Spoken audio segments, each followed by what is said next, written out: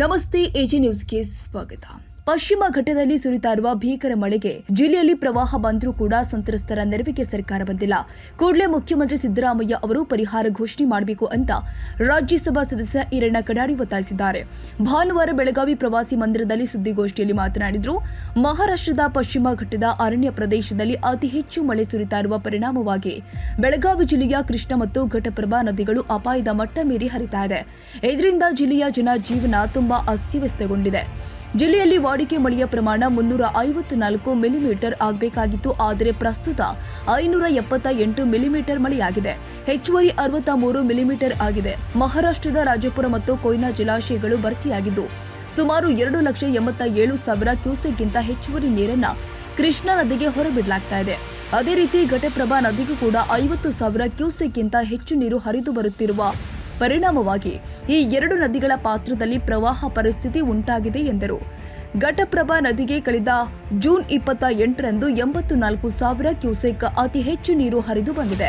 ಕೃಷ್ಣಾ ನದಿಗೆ 2,97,000 ಕ್ಯೂಸೆಕ್ ಅತಿ ಹೆಚ್ಚು ನೀರು ಹರಿದು ಬಂದಿದೆ ಎಂದರು. ಈ ಎರಡು ನದಿಗಳ ಪ್ರವಾಹದ ಹಿನ್ನೆಲೆ 232 ಗ್ರಾಮಗಳು ಜಲಾವೃತಗೊಂಡಿದೆ. 47 ಸೇತುವೆಗಳು ಮುಳುಗಡೆಯಾಗಿ ಸಾರಿಗೆ ಸಂಪರ್ಕ ಕಡಿತಗೊಂಡಿದೆ.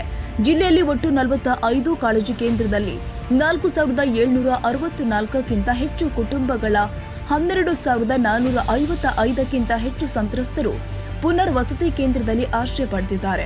5,934 ಜನ ಸಂಬಂಧಿಕರ ಮನೆಯಲ್ಲಿ ಆಶ್ರಯ ಪಡೆದಿದ್ದಾರೆ. ಅವರಿಗೆ ಸರ್ಕಾರ ನೆರವು ನೀಡಬೇಕಾಗಿದೆ ಎಂದರು. ಜಿಲ್ಲೆಯಲ್ಲಿ ಸುಮಾರು 6 ಜನರ ಜೀವ ಹಾನಿಯಾಗಿದ್ದು 10ಕ್ಕೂ ಹೆಚ್ಚು ದನ ಕರುಗಳು ಮೃತಪಟ್ಟಿದೆ. 41,700 ಹೆಕ್ಟೇರ್ಗಿಂತ ಹೆಚ್ಚು ಕೃಷಿ ಮತ್ತು 80 ಹೆಕ್ಟೇರ್ಗಿಂತ ಹೆಚ್ಚು ತೋಟಗಾರಿಕೆ ಬೆಳೆ ಹಾನಿಯಾಗಿದೆ. ರಸ್ತೆಗಳು ಮತ್ತು ಸೇತುವೆಗಳು ಹಾನಿಗೊಳಗಾಗಿದೆ ಎಂದರು. ಪ್ರಧಾನಿ ಮೋದಿ ಅವರು ಅಧಿಕಾರಕ್ಕೆ ಬಂದ ನಂತರ 2014ರಿಂದ ಕೇಂದ್ರ ಸರ್ಕಾರವು ಮುಂಚಿತವಾಗಿ ವಿಪತ್ತು ಎಚ್ಚರಿಕೆ ಮಾಹಿತಿ ನೀಡುವ ವ್ಯವಸ್ಥೆಗೆ 2,000 ಕೋಟಿ ರೂಪಾಯಿಗಳನ್ನು ಖರ್ಚು ಮಾಡಬಹುದಾಗಿತ್ತು. ವಿಶ್ವದ 4 ದೇಶಗಳು ಮಾತ್ರ 7 ದಿನಗಳ ಮುಂಚಿತವಾಗಿ ವಿಪತ್ತು ಎಚ್ಚರಿಕೆಯನ್ನ ನೀಡುತ್ತವೆ ಮತ್ತು ಅದರಲ್ಲಿ ಭಾರತವೂ ಕೂಡ ಒಂದು. ವಿಪತ್ತು ಸಂಭವಿಸುವ 7 ದಿನಗಳ ಮೊದಲು ರಾಜ್ಯ ಸರ್ಕಾರಕ್ಕೆ ಎಚ್ಚರಿಕೆಯನ್ನು ಕೂಡ ಕಳುಹಿಸಲಾಗಿದೆ ಎಂದರು. ಆಹಾರಗಳನ್ನು ಕೊಡುವಂತ ವ್ಯವಸ್ಥೆ ಮಾಡಿದೆ.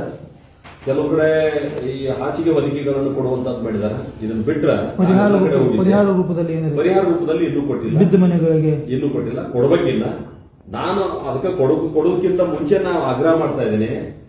ಒಂದು ಸರಿಯಾದ ಸರ್ವೆ ಆಗಬೇಕು. ನಂಬರ್ 1 ಸರ್ವೆ ಸರಿಯಾಗಿ ಆಗಲಿಲ್ಲ ಅಂದ್ರೆ ಯಾರು ಬೇಕಾದ್ರೂ ಅದು ದುರುಪಯೋಗ ಬಿದ್ದಿರ್ತ ಮನೆಗಳು ಸಮೀಕ್ಷೆ ಸರಿ ಆಗ್ತಾ ಇಲ್ಲ. ಒತ್ತಡಕ್ಕೆ ಯಾರೋ ಒತ್ತಡಕ್ಕೆ ಮಾಡಿ ಅಂದ್ರೆ ಆ ಸಮೀಕ್ಷೆ ಸರಿ ಆಗಿಲ್ಲ ಅಂದ್ರೆ ಬಾಲಂಜುಗಳು ತಗೊಂಡ್ಬಿಡ್ತಾರೆ. ಪಾಪ ಅಸಹಾಯಕರು ಇನ್ನೂ ಉಳಿತಾರೆ. ನಾನು ನಿನ್ನೆ ಹೋದಾಗ ಹೋದ ವರ್ಷ ಬಿದ್ದಂತ ಮನೆಗೂ ಇನ್ನೂ ಪರಿಹಾರ ಕೊಟ್ಟಿಲ್ಲ. ಅವ್ನು ನದಿ ದಂಡಿ ಒಳಗದ. ಅವ ಆಗ್ರಹ ಮಾಡ್ತಾ ಇದ್ದ, ನಾನು ಇಲ್ಲೇ ಹೋಗ್ತೇನೆ, ನನಗೆ ಏನ್ ಬೇಕಾದ ಆಗ್ಲಿ ಅಂತ. ಆದ್ರೆ 3 ಜನ ರಿಕ್ವೆಸ್ಟ್ ಮಾಡಿ ಅವ್ನು ವಾಪಸ್ ಕರ್ಕೊಂಡ್ ಬಂದ. ಅಂದ್ರೆ ಅನೇಕ ಕಡೆ ಈ ರೀತಿಯಾದಂತಹ ಘಟನೆಗಳು ನಮ್ಮ ಕಣ್ಣೆದುರಿಗೆ ಬಂದಾಗ ಅದನ್ನು ಮುಖ್ಯಮಂತ್ರಿಗಳು ಗಮನ ತರುವಂತದ್ದು, ಆಡಳಿತ ವ್ಯವಸ್ಥೆ ಗಮನ ತರುವಂತ ನಮ್ಮ ಜವಾಬ್ದಾರಿ ಅಂತ ಹೇಳಿ ನಿಮ್ಮ ಮೂಲಕ ನಾನು ಹೇಳಲಿಕ್ಕೆ ನಾನು ಬಯಸ್ತೀನಿ. Survey number 1 ಸರಿಯಾಗಬೇಕು. ಮತ್ತು ನೀವು ಜಿಲ್ಲೆಗೆ ಬಂದಾಗ ನೀವು ಎಷ್ಟು ದುಡ್ಡು ಬಿಡುಗಡೆ ಮಾಡಿದಿರಿ, ಇನ್ನು ಮುಂದಿನ ದಿವಸ ಮಳಿ ಬಿದ್ದರೆ ಎಷ್ಟು ಕೊಡ್ತೀರಿ, ಭಾಷಾ ಮನೆ ಕುಸಿದ್ರೆ ಎಷ್ಟು ಕೊಡ್ತೀರಿ, ಮನೆಯೊಳಗೆ ನೀರು ಹಾಕೋರು ತಕ್ಷಣ ಪರಿಹಾರ ನಾವು 10,000 ರೂಪಾಯಿ ಕೊಟ್ಟಿದ್ದೇವೆ. ನೀವು 1 ರೂಪಾಯಿ ಕೊಟ್ಟಿಲ್ಲ ಇವತ್ತಿನ ತನಕ. ಈ ರೀತಿಯಾದಂತಹ ಘಟನೆಗಳನ್ನ ಭರವಸೆ ಕೊಟ್ಟು ಬರ್ತಾ ಇದ್ದಾರೆ. ಭರವಸೆ ಕೊಟ್ಟು ಬರ್ತಾ ಇದ್ದಾರೆ. ಅದೇ ಭರವಸೆ ಕೊಡೋದಾಗಬಾರ್ದು ಅಂತ ಅದನ್ನ ಹೇಳ್ತಾ ಇದ್ದೀನಿ. ಎಷ್ಟು ಬ್ರಿಡ್ಜು ಬಿದ್ದಾವ, ಅದಕ್ಕೆ ದುಡ್ಡು ಬಿಡುಗಡೆ ಮಾಡ್ತಾ ಇದ್ರಿ. ಎಷ್ಟು ರಸ್ತೆ ಕೆಟ್ಟದ, ನೀವು ಅದಕ್ಕೆ ದುಡ್ಡು ಬಿಡುಗಡೆ ಮಾಡ್ತಾ ಇದ್ರಿ. ಮುಂದಿದೆಲ್ಲ ಆದ ನಂತರ ಆರೋಗ್ಯಕ್ಕೆ ಹಾನಿ ಆಗ್ತದ, ಅದಕ್ಕೆ ದುಡ್ಡು ಬಿಡುಗಡೆ ಮಾಡ್ತೀರಿ.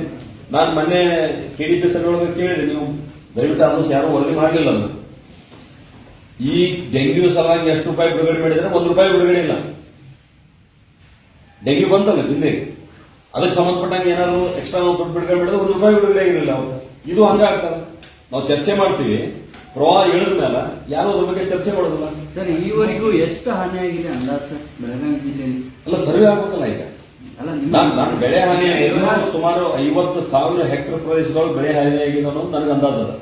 ಯಾಕಂದ್ರೆ ನಾನು ಒಬ್ಬ ರೈತಾಗಿ ಎಷ್ಟು ಪ್ರದೇಶ ಹೋಗಿದೆ, ಕೃಷ್ಣಾ ನದಿ ಗುಂಡೆ ಎಷ್ಟು ಹೋಗಿದೆ, ಘಟಪ್ರಭಾ ನದಿ ಗುಂಡೆ ಎಷ್ಟು ಹೋಗಿದೆ, ಆ ಲೆಕ್ಕ ಪ್ರಕಾರ ಒಂದು 50,000 ಹೆಕ್ಟೇರ್ ಮಿನಿಮಮ್ ಒಂದು ಸಮೀಕ್ಷೆ ಆಗಲಿ.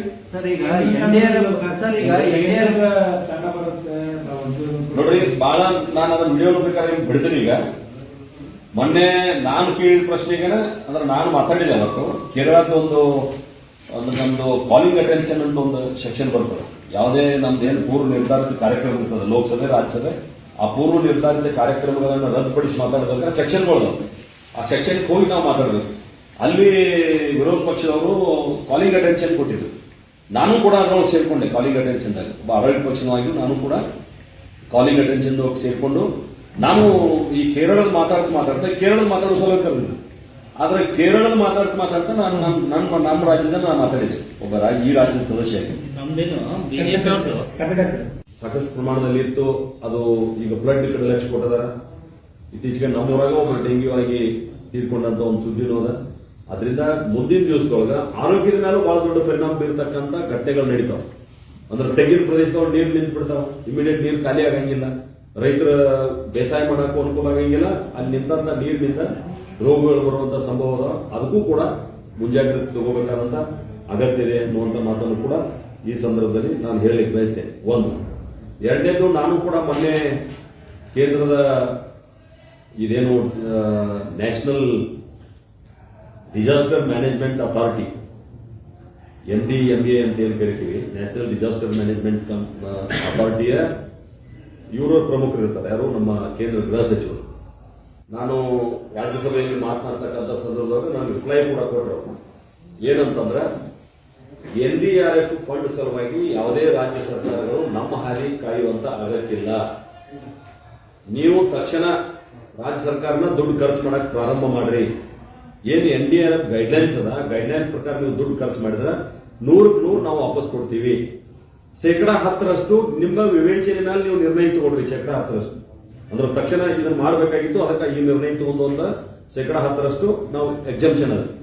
ಇನ್ನು ಉಳಿದಂತ 90% ನೀವು NDRF ಗೈಡ್ಲೈನ್ಸ್ ಪ್ರಕಾರ ಮಾಡಿದ್ರೆ ನಮ್ ಪರ್ಮಿಷನ್ ಅಗತ್ಯ ಇಲ್ಲ, ನೀವು ನೇರವಾಗಿ ಖರ್ಚು ಮಾಡಬಹುದು ಅನ್ನುವಂತ ಮಾತನ್ನ ರಾಜ್ಯದ ಗೃಹ ಸಚಿವರು, ದೇಶದ ಗೃಹ ಸಚಿವರು ಹೇಳಿರ್ತಕ್ಕಂಥ ಮಾತನ್ನು ಕೂಡ ತಮ್ಮ ಗಮನಕ್ಕೆ ತರ್ತಾ ನಾನು ಆಗ್ರಹ ಮಾಡೋದೇನಂತಂದ್ರೆ ನೀವು ದುಡ್ಡು ಖರ್ಚು ಮಾಡ್ರಿ.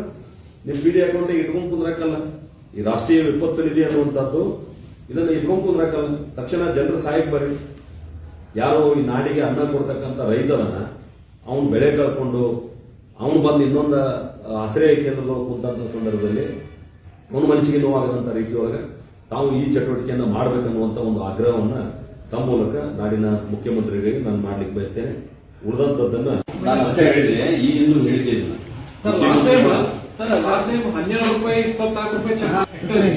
ಕೃಷಿ ಬೆಳೆಗೆ 6,800 ರೂಪಾಯಿ ಕೊಡ್ತೀವಿ.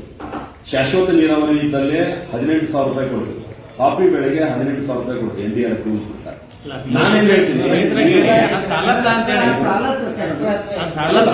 ನಾನು ಒಪ್ಕೋತೀನಿ. ನಿಮ್ಮ ಪೇಮೆಂಟ್ ನಾನು ಒಪ್ಕೋತೀನಿ. ನಾನು ಸಹಮತದ. NDRF ಅಡಿ ಕೊಡ್ತಕ್ಕಂತ ಪರಿಹಾರ ನಮ್ಮ ರೈತರಿಗೆ ಯಾವುದೇ ಕಾಲಕ್ಕೂ ಸಾಕಾಗೋದಿಲ್ಲ ಅನ್ನುವಂಥದ್ದು ನಂದು ಇದದ. ಆದ್ರೆ ರಾಜ್ಯ ಸರ್ಕಾರ ಇದಕ್ಕೆ ಸಂಬಂಧಪಟ್ಟಂತೆ ನೀವು ಬರ್ರಿ ಅಂತ ಹೇಳಿದ್ವಿ. ನಾವು ನಿಮ್ ಜೊತೆ ಸೇರ್ತೀವಿ ಅಂತ ಹೇಳಿದ್ವಿ. ನಾವು ಚರ್ಚೆ ಮಾಡ್ತಾ ಇದ್ವಿಲ್ಲ. ನಾನು ಸಂಬಂಧಪಟ್ಟವ್ರ ಜೊತೆ ಮಾತಾಡಿದ್ರೆ ಈ FRP ಕಬ್ಬಿನ FRP ಡಿಗ್ರಿ ಮಾಡುವಾಗ ನೀವು ಆ ರಿಕವರಿ ಆಧಾರ ಹೆಚ್ಚು ಮಾಡಿದ್ರಿ. ಆ ರಿಕವರಿ ಕಡಿಮೆ ಮಾಡ್ಬೇಕಂತೂ ನಾನು ಒತ್ತಾಯ ಮಾಡಿದ್ದೀನಿ. ಒಬ್ಬ ರೈತನಾಗಿ ನಾನು ಕೂಡ ನೀವು ಮೊದಲು 9 ಇತ್ತು, ಅದನ್ನ ಈಗ 10 ಇರ್ತಂತೀರಿ. ಆ ರಿಕವರಿ ಹೆಚ್ಚು ಮಾಡಿದ್ರಿ, ಈ ಕಡೆ ಹೆಚ್ಚು FRP ಹೆಚ್ಚು ಮಾಡಿದ್ರಿ. ಆದ್ರೆ ಈ ಬರೀ FRP ಅಷ್ಟೇ ಹೆಚ್ಚು ಮಾಡ್ಬೇಕು, ರಿಕವರಿ ಅಷ್ಟೇ ಇರ್ಬೇಕನ್ನುವಂತ ಆಗ್ರಹ ಮಾಡಿದ್ವಿ ನಾವು. ಬ್ರಿಡ್ಜ್ ಪುನರ್ ನಿರ್ಮಾಣ ಮಾಡತಕ್ಕಂಥ ಅಗತ್ಯ ಅದ. ಅದೇ ರೀತಿ ನಮ್ಮ ಮುಸುಗುಪ್ಪಿ ಹತ್ರ ಒಂದು ಬ್ರಿಡ್ಜ್ ಅದ. ಅಲ್ಲಿ ಕಮಾನುಗಳ ಸಂಖ್ಯೆ ಜಾಸ್ತಿ ಆಗ್ಬೇಕಾದ್ರೆ ಏನ್ ಮಾಡಿದಾರೆ, ಕೆಲವು ಕಮಾನುಗಳನ್ನು ನಿರ್ಮಾಣ ಮಾಡಿ ಊರ್ ಕಡೆ ಒಟ್ಟು ಹೋಗ್ಬಿಟ್ಟಾರ. ಹೀಗಾಗಿ ಆ ನೀರಿನ ಒತ್ತ ಇಡೀ ಮುಸುಗುಪ್ಪಿ ಸುತ್ತಮುತ್ತ ಸುತ್ತುವರಿತದ. ನಾವು ಅವತ್ತು ಆಗ್ರಹ ಮಾಡಿದ್ವಿ, ಏನಂದ್ರೆ ಆ ಬ್ರಿಡ್ಜ್ ಎತ್ತರ ಆಗುವಾಗ ನೀವು ಹೆಚ್ಚು ಕಮಾನುಗಳನ್ನು ನಿರ್ಮಾಣ ಮಾಡಿದ್ರೆ ಅವಾಗ ನೀರು ಫ್ಲೋ ಆಗಿ ತಾನ ಹೋಗ್ತದೆ ಹೊರಗಡೆ. ಅದಕ್ಕೆ ಆ ರೀತಿ ವೈಜ್ಞಾನಿಕವಾಗಿ ಮಾಡಿಲ್ಲ. ಅದಕ್ಕೆ ಈ ಸಂದರ್ಭದೊಳಗ ಈ ಎಲ್ಲಾ ಬ್ರಿಡ್ಜ್ಗಳಿಗೆ ಮತ್ತು ರಸ್ತೆಗಳಿಗೂ ಕೂಡ ದೊಡ್ಡ ಪ್ರಮಾಣದ ಅನುದಾನವನ್ನ ಜಿಲ್ಲೆಗೆ ಕೊಡಬೇಕಾದಂತ ಅಗತ್ಯ ಇದೆ ಅನ್ನುವಂತ ಮಾತನ್ನ ತಮ್ಮ ಮೂಲಕ ನಾನು ಮಾನ್ಯ ಮುಖ್ಯಮಂತ್ರಿಗೆ ಹೇಳಲಿಕ್ಕೆ ಬಯಸ್ತೇನೆ. ಸುದ್ದಿಗೋಷ್ಠಿಯಲ್ಲಿ ಮುಕ್ತಾರ್ ಪಠಾಣ್, FS ಸಿದ್ದನಗೌಡ್ರು, ಸಚಿನ್ ಕಡಿ ಉಪಸ್ಥಿತರಿದ್ದರು. ನಮಸ್ಕಾರ ಸ್ನೇಹಿತರೆ, ನಾನು CM ಶಾಬಾಸ್ ಖಾನ್, ಯಂಗ್ಸ್ಟಾರ್ ಎಂಪವರ್ಮೆಂಟ್ ಪಾರ್ಟಿಯ ರಾಷ್ಟ್ರೀಯ ಅಧ್ಯಕ್ಷ. ಪೊಲೀಸ್ ಕಾನ್ಸ್ಟೇಬಲ್ ಅಂತರ ಜಿಲ್ಲಾ ವರ್ಗಾವಣೆ ಆಂದೋಲನಗೆ ನೀವು ಕೂಡ ಭಾಗಿಯಾಗಬೇಕು ಅಂತ ಹೇಳಿದರೆ ಯಂಗ್ ಸ್ಟಾರ್ ಪಾರ್ಟಿ ಆ್ಯಪನ್ನು ಡೌನ್ಲೋಡ್ ಮಾಡಿಕೊಂಡು ಈ ಕೂಡಲೇ ನಿಮ್ಮ ವಾರ್ಡ್ಗಳಲ್ಲಿ ನಿಮ್ಮ ಕಾನ್ಸ್ಟಿಟ್ಯುನ್ಸಿಯಲ್ಲಿ ಇದರ ಬಗ್ಗೆ ಮಾಹಿತಿ ಕೊಡೋದನ್ನು ಮುಖಾಂತರ ಅದರ ಜೊತೆಗೆ ಈ proud to be a police ಅನ್ನೋ ಸ್ಟಿಕ್ಕರು ನಾವು ಎಲ್ಲ ಕಡೆ ಎಲ್ಲ ಆಟೋಗಳ ಮೇಲೆ ಆಮೇಲೆ ಪ್ರತಿಯೊಂದು ಮನೆ ಮೇಲೆ ಪ್ರತಿಯೊಂದು ವಾಹನದ ಮೇಲೆ ಪ್ರತಿಯೊಂದು ಅಂಗಡಿಗಳಿಗೆ ಅಂಟಿಸೋ ಮುಖಾಂತರ ನಾವು ಪೊಲೀಸ್ನವರ ಬೆಂಬಲಕ್ಕಿದ್ದೀವಿ ಅನ್ನೋಂಥ ತೋರಿಸುವಂಥ ಸಮಯ ಬಂದಿದೆ. ಇದಕ್ಕೆ ನೀವು ಕೂಡ ಮೆಂಬರ್ ಆಗಿ ಕೆಲಸ ಮಾಡಬೇಕು ಅಂತ ಹೇಳಿದರೆ ಈ ಕೂಡಲೇ ಯಂಗ್ ಸ್ಟಾರ್ ಪಾರ್ಟಿ ಆ್ಯಪನ್ನು ಡೌನ್ಲೋಡ್ ಮಾಡಿಕೊಂಡು ನಮಗೆ ಟೆಕ್ಸ್ಟ್ ಮೆಸೇಜ್ ಮುಖಾಂತರ ನೀವು ನಮ್ಮನ್ನು ಸಂಪರ್ಕಿಸಬಹುದು. ಪೊಲೀಸ್ನವರೇ, ನಾವು ಕೂಡ ನಿಮ್ಮ ಜೊತೆಗಿದ್ದೀವಿ. ಜೈ ಹಿಂದ್, ಜೈ ಕರ್ನಾಟಕ. ತಾಜಾ ಸುದ್ದಿಗಾಗಿ ಎಜೆ ನ್ಯೂಸ್ 24/7 ಗೆ ಸಬ್ಸ್ಕ್ರೈಬ್ ಮಾಡಿ ಮತ್ತು ಬೆಲ್ ಐಕಾನ್ ಒತ್ತಿ ತಪ್ಪದೇ ಲಿಂಕ್ ಶೇರ್ ಮಾಡಿ.